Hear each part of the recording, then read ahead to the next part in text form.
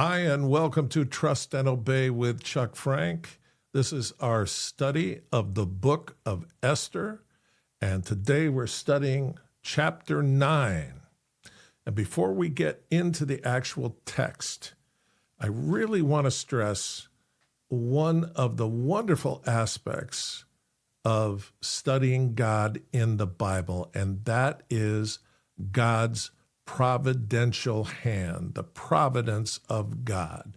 And it's easy to miss this because some of the details are minute and some of them are huge. And so I just want to bring up a few of them that you've already read about in previous chapters. So the first one is this beautiful Queen Vashti, right? Ahasuerus is throwing this huge bash. It's been going on for months, and they're all rip-roaring drunk. And in his drunkenness, he says, I want Vashti to appear and parade in front of everybody in all her beauty, and I don't want her to cover her face. So all of this was something that shamed Vashti, not the least of which was that she was 9 months pregnant at the time. And so the combination of all these little things and Ahasuerus' drunken demeanor, Vashti refused to come. And if that didn't happen, there would never be an opportunity for Esther. That's the first domino that falls, that starts this whole chain of events. The next providence is Esther was the young woman among hundreds to find favor with the king to become queen. She goes into the harem. The head eunuch in the harem immediately takes a shine to her. That's a God thing. Immediately signs all the best servants to her. That's a God thing. Puts her in the best apartment in the place. That's a God thing. And then he starts coaching her on everything the king likes. What are the chances of all of those things happening? They're not random. They're the providential hand of God. Then Mordecai is at the gate constantly trying to find out about his adopted daughter. And he's there and overhears two of the king's eunuchs who guard his bedroom door planning to assassinate him. Another God thing. And so Mordecai it tells Esther, Esther tells the king, and the king's life is saved, and the two eunuchs are killed. But there was supposed to be a reward for Mordecai. That would have always happened. It would have been recorded. It was recorded, but for some reason, Mordecai was never rewarded. And so that's a little detail that comes up later that helps to save the day. There was time granted in the casting of Purim. So when Haman had the signed decree and was with his friends and deciding how and when they were going to do it, they're like gambling with it. They're throwing the dice. And the way the dice rolled, it ended up being the last month of the year on the 13th day. And so it gave an enormous amount of time for all of these chess pieces to be moved around. So that procrastination that happened by the choice to say, well, let's have a roll of the dice. That's how we'll decide when all the Jews are going to be killed. That's how cavalier they were about it. And God took advantage of that and pushed it all the way back to the last month of the year. Then there's Esther going in twice and risking her life, and both times the king extends the golden scepter and spared her life. Are you starting to see that there's too many of these coincidences? And you're going to see that what's driving this is not this legal decree. It is something that happened in 1410 BC. We're in 470 BC. But God has a bill due in his hand that says something went down against my chosen people in the year 1410 BC. And I'm still holding this bill, and it's still due. And I'm going to use this whole situation to clean up this account. So let's look at a few more before we get into the text of chapter 9. King Ahasuerus agreed to attend 2 banquets. Why would the king ever do that? His wife comes to him. She risks her life. He says, what is it you want? I'll give you half the kingdom. That's how much I love and respect you. She says, I just want you to come to lunch this afternoon and bring Haman. He's like, okay, sure. Hurry up. Go get Haman. I want to find out what this is about. There's no way she would have done this. She wouldn't have come in and risked her life about a luncheon invite. And why is she asking Haman to come along? Then another one. King Ahasuerus happened to read about Mordecai's service between the 2 banquets. He goes from the first banquet. That night he can't sleep. He asks that the historical record be brought in. And just by happenstance, the servant opens it to the section where this issue about Mordecai warning him about the assassination plot. What are the chances of that? And then a guy who normally is not paying attention to detail goes, well, what was ever done for Mordecai? And they go, nothing. So now all this starts to inflate. It says there happened to have been a gallows built by Haman on which to hang him. He meant it for Mordecai. Once the king's anger subsided, he may have had second thoughts. After all, he did nothing about the Jews' situation until Esther risked her life. So there's a gallows built. Haman came. He wanted to ask permission to hang Mordecai.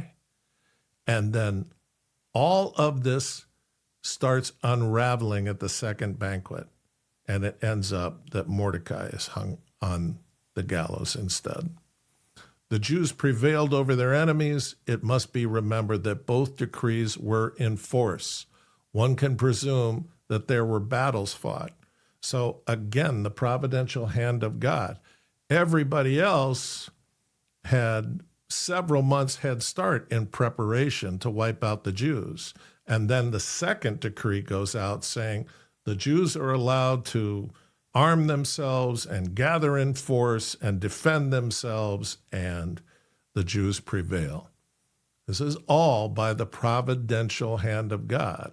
And just so you know, in your own walk of faith, God may be doing this. It doesn't mean that you don't have an enormous task also. It just means that you have to do your best, and God will make sure of the outcome. But you don't get to sit back and go, well, this is providentialism. I don't have to worry about it. God's going to make all these things happen. No, it doesn't work that way. So let's go to the text. Now, in the 12th month, that is the month Adar, on the 13th day, when the king's command and edict were to be put into effect, on the day when the enemies of the Jews hoped to gain mastery over them, it turned out to the contrary, so that the Jews themselves gained mastery over those who hated them.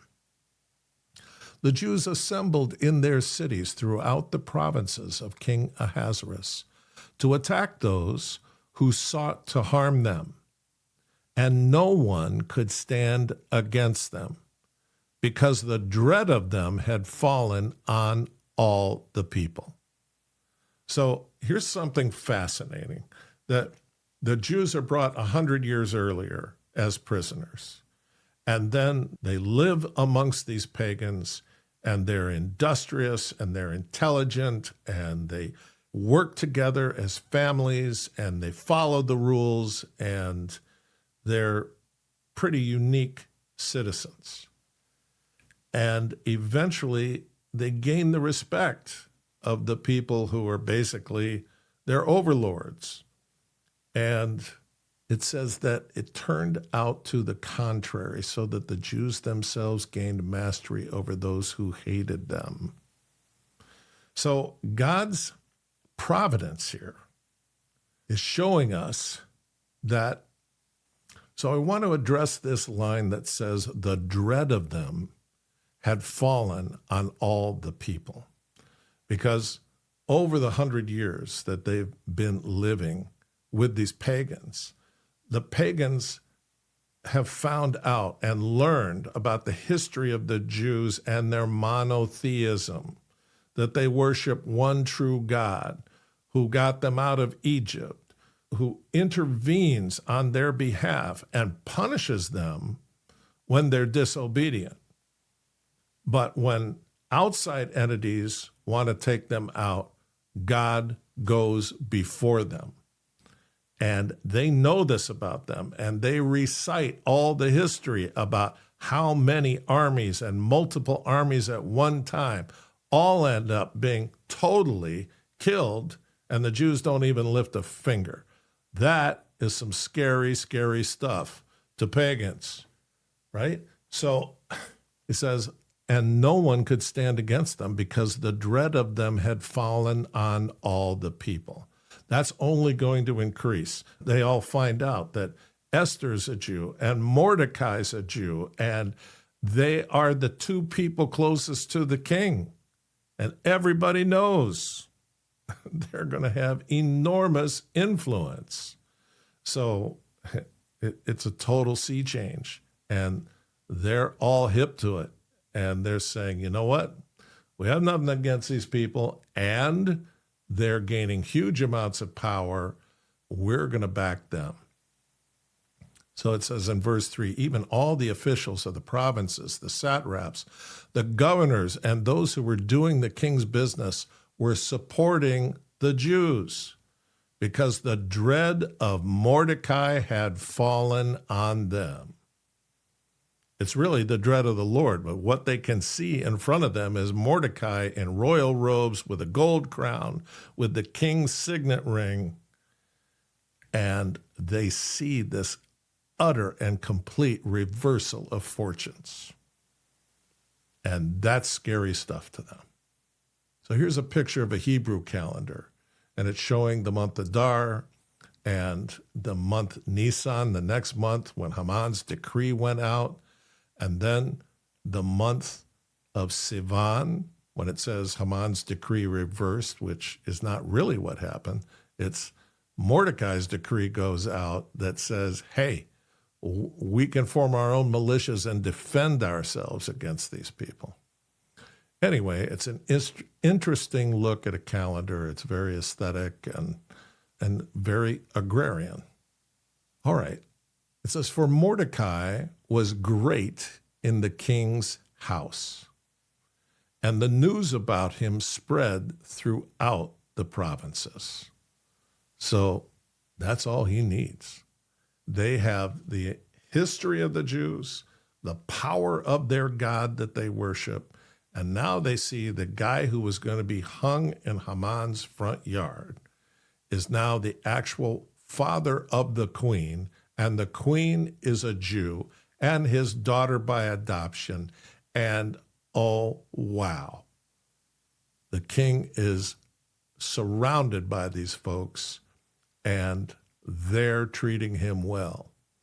For the man Mordecai became greater and greater. Again, this is God's providence. So the Jews struck all their enemies with the sword, killing and destroying.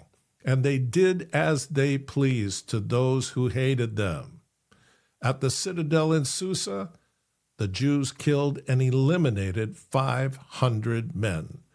And they killed, these are the 10 sons of Haman, and these are all ancient Persian names.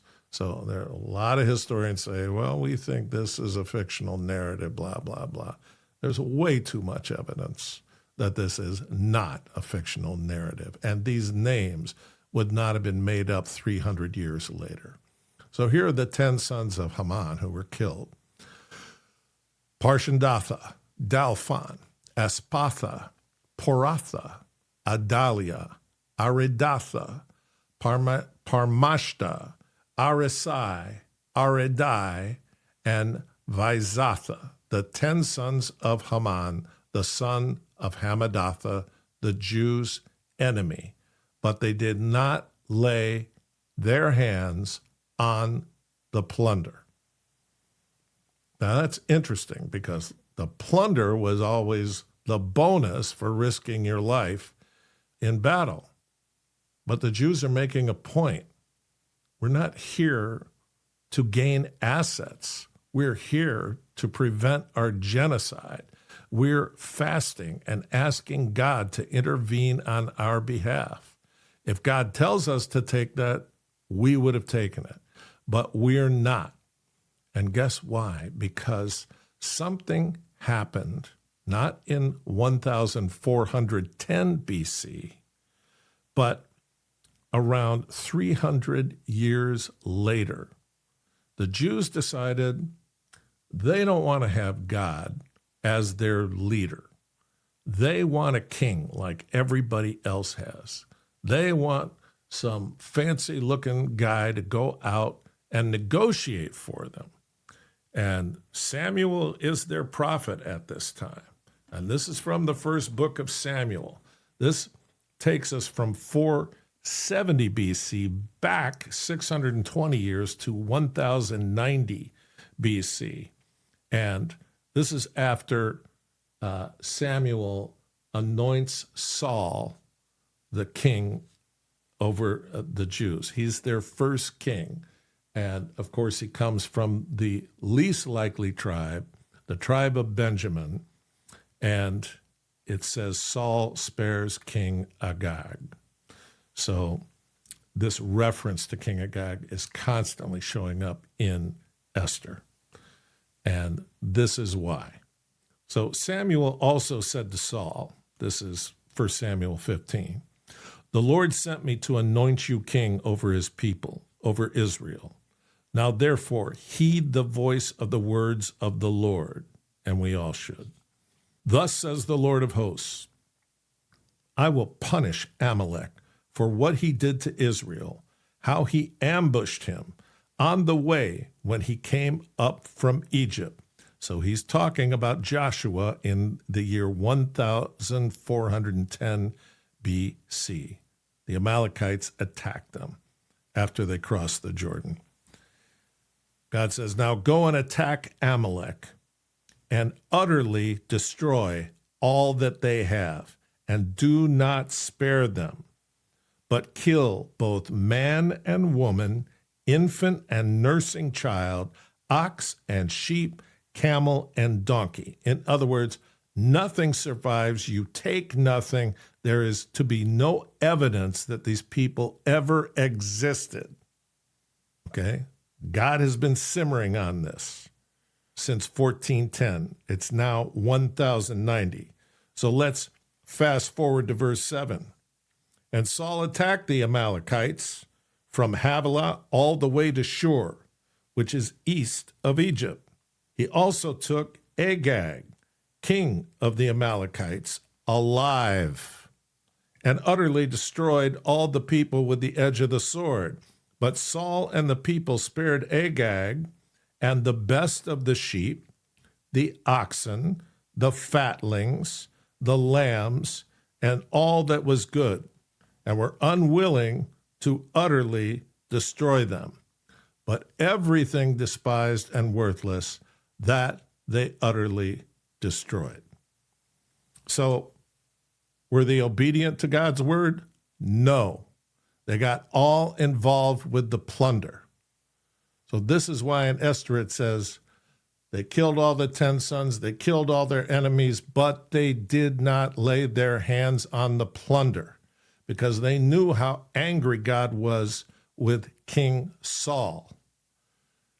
Because while they were interested in gathering up the livestock and everything and dividing the plunder among themselves, people are getting away. So now there are Amalekites who end up being the line that leads to Haman. And because Saul did not do what God asked for, God took away his ability to be king, even though it took a long time because he had to wait for David to grow up. He anointed David to be the next king. But David was a young boy. And so years went by, and Saul, the fool that he was, he thought, well, if I kill David, then he can't be the next king. Can you imagine somebody being an Israelite in that time and thinking, oh, I know how to get around God's plan. I'll just kill the kid that he picked. Unbelievable. Well, Saul was a rummy. He was a goofball. He was just tall and good looking. That's the only reason he was the king. So, verse 10, now the word of the Lord came to Samuel saying, I greatly regret that I have set up Saul as king, for he has turned back from following me and has not performed my commandments. And it grieved Samuel, and he cried out to the Lord all night. So when Samuel rose early in the morning to meet Saul, it was told Samuel, saying, Saul went to Carmel, and indeed he set up a monument for himself, not to God, to himself, and he has gone on around, passed by, and gone down to Gilgal. So he is totally defying Samuel, he's totally defying God, and he is into the celebrity thing. Then Samuel went to Saul, and Saul said to him, Blessed are you of the Lord. I have performed the commandment of the Lord. But Samuel said, Yeah? What then is this bleating of the sheep in my ears, and the lowing of the oxen which I hear? And Saul said, Oh, they have brought them from the Amalekites, for the people spared the best of the sheep and the oxen to sacrifice to the Lord your God. He's lying. He's just absolutely lying. And the rest we have utterly destroyed. That's a lie too. Then Samuel said to Saul, Be quiet. In other words, shut up. And I will tell you what the Lord said to me last night. And he said to him, Speak on. So Samuel said, When you were little in your own eyes, were you not head of the tribe of Israel? And did not the Lord anoint you king over Israel? Now the Lord sent you on a mission and said, Go and utterly destroy the sinners, the Amalekites, and fight against them until they are consumed. Why then did you not obey the voice of the Lord? Why did you swoop down on the spoil and do evil in the sight of the Lord? So this is foundational. Why God has this elaborate plan in the Book of Esther. Because this bill has to be paid. And this heir from King Agag, who ends up being in power, Haman, represents that Amalekite debt. And it has to be paid. And it's going to be paid by somebody else from the tribe of Benjamin. So let's move on. We were at 14. So the king commanded that it was to be done so, and an edict was issued in Susa, and Haman's 10 sons were hanged. They were already dead, but Esther asked that they be put on the same gallows with their father as a sign to everybody about doing evil. And this is a picture of an object from an architectural dig. It's actually a royal decree from 520 BC, so 50 years later, but just showing you that these decrees existed. This is the kind of thing that would have been done in multiple languages, and then in the case of the Persian Empire, they had this royal mail express, and it would go out. So this is an actual decree. And here is another one. This is a record tablet from the reign of Xerxes, from the king that is in this chapter.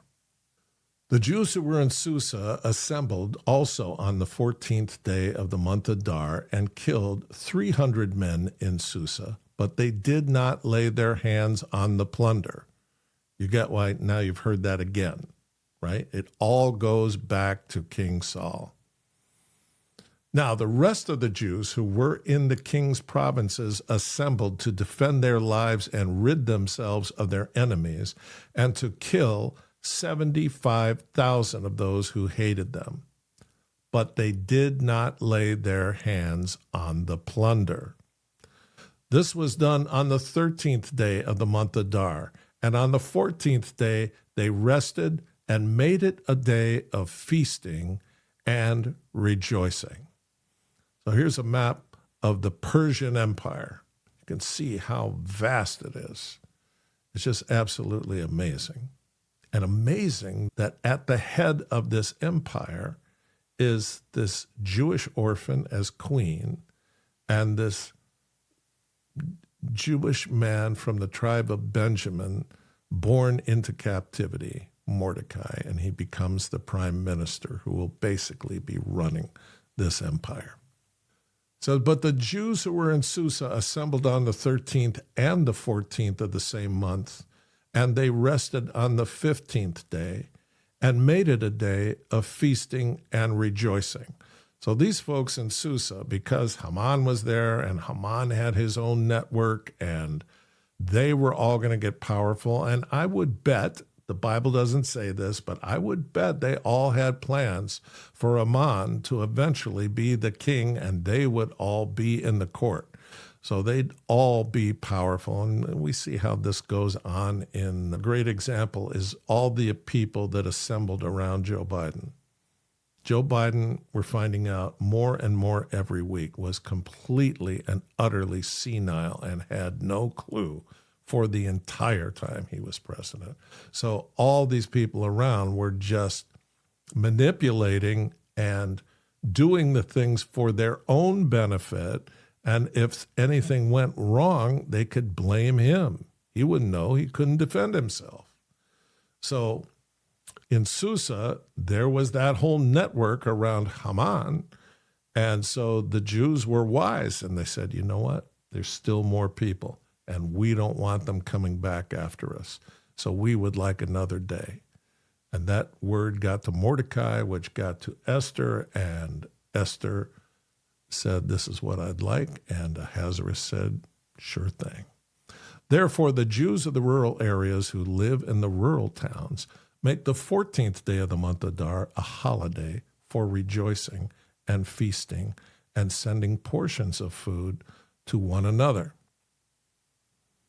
Then Mordecai recorded these events, and he sent letters to all the Jews who were in all the provinces of King Ahasuerus, both near and far, obliging them to celebrate the 14th day of the month Adar and the 15th day of the same month annually, because on those days the Jews rid themselves of their enemies, and it was a month which was turned for them from grief into joy.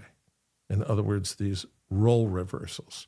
They all saw Mordecai go from a man who was going to be violently treated and then hanged into the prime minister. They find out that Esther was an orphan with no hope of anything, and she ends up being the queen of the Persian Empire and having a tremendous influence even after Ahasuerus is gone, because he has a son and she has tremendous influence over him. So it says that they were to make them days of feasting and rejoicing and sending portions of food to one another and gifts to the poor. So the Jews undertook what they had started to do and what Mordecai had written to them.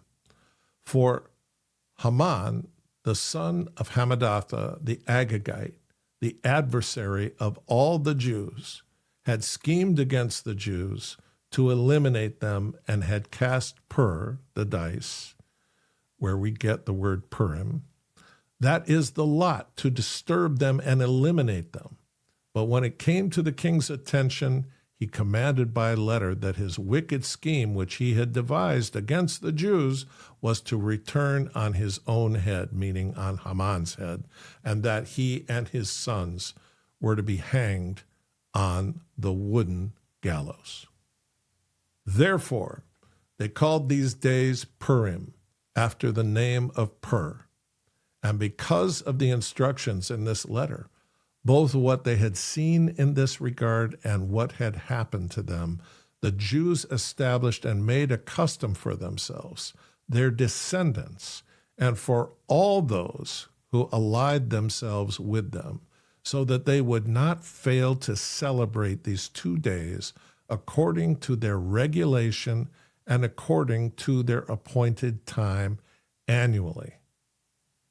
So these days were to be remembered and celebrated throughout every generation, every family, every province, and every city.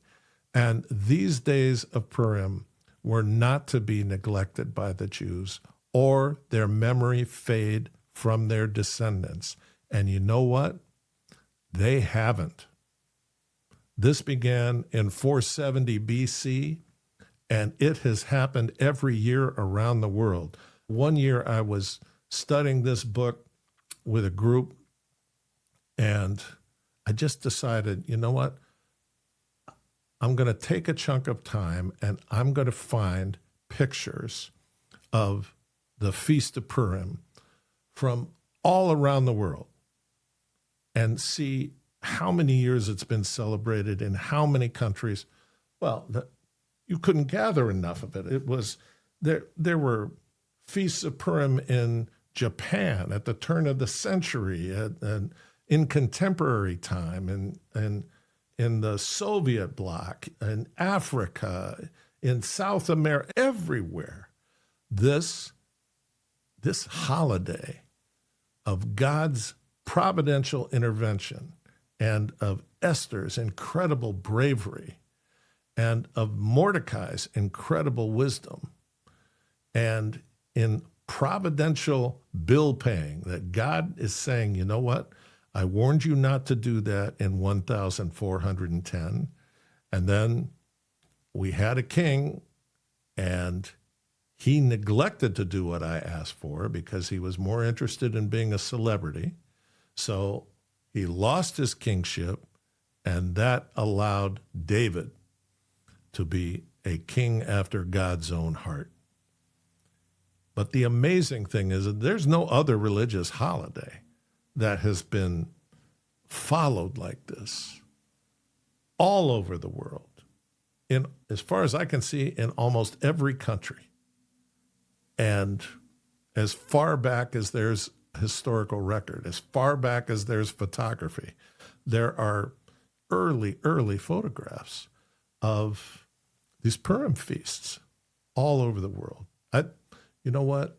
That's an amazing tribute to all the people involved in this, but to the Jews to hold together and to hang together and to keep these traditions alive. That's absolutely amazing. Then Queen Esther, daughter of Abihail, with Mordecai the Jew, wrote with full authority to confirm this second letter about Purim. He sent letters to all the Jews to the 127 provinces of the kingdom of Ahasuerus, namely, words of peace and truth, to establish these days of Purim at their appointed times, just as Mordecai the Jew and Queen Esther had established for them, and just as they had established for themselves and for their descendants, with instructions for their times of fasting and their mourning. The command of Esther established these customs for Purim, and it was written in the book of the history of the Persian Empire, in their chronicles. Now we're looking at God in the book of Esther. In Esther 5:4, almost exactly in the middle of the book, can be considered its pivotal verse. Why would we have this? Because so many people talk about the fact that this book does not contain the word of God. No, it just has his fingerprints all over it. So here we go. So Esther answered, If it pleases the king, let the king and Haman come today to the banquet that I have prepared for him.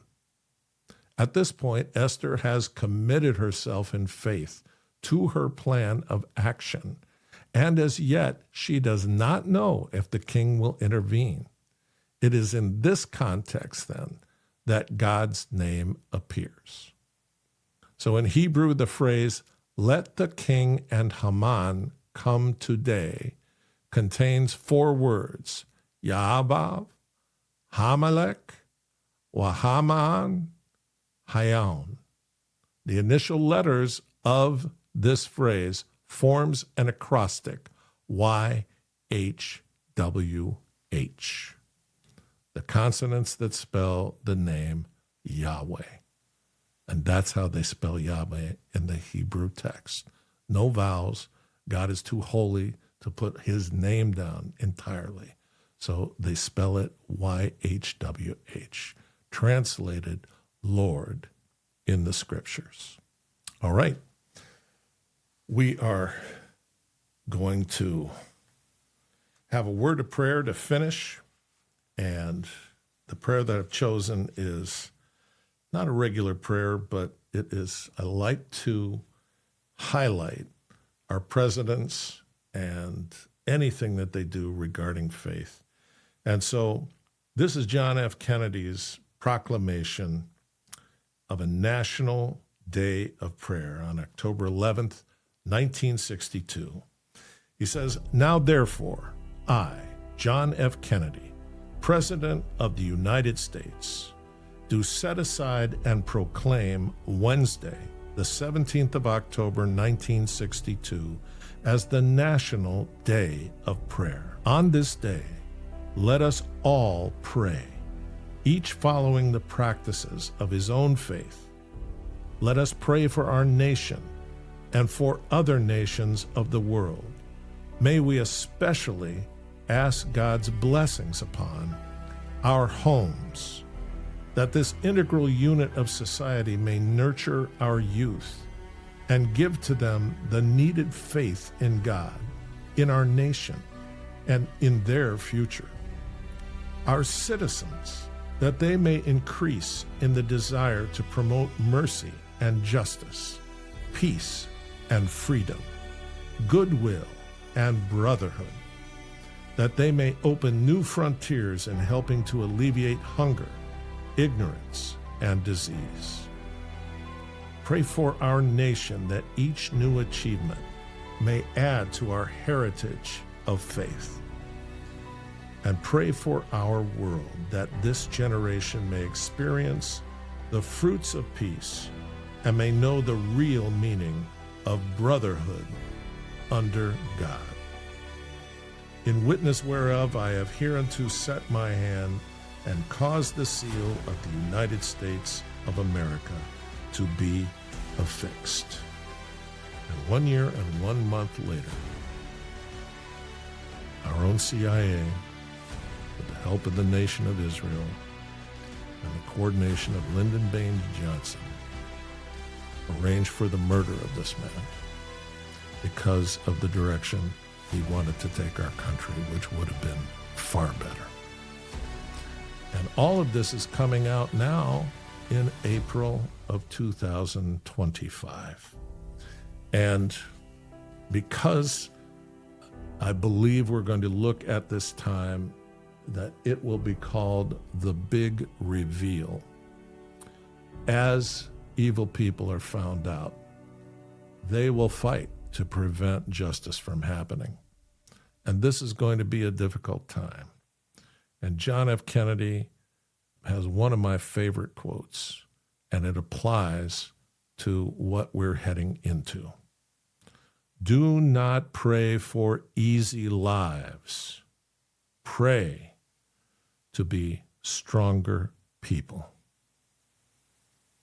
And Esther and Mordecai are amazing examples of people of faith, trusting in God and being absolutely courageous and not knowing if their lives would be preserved or not, but they did the right thing anyway. Let's follow their example. God bless them, and God bless you.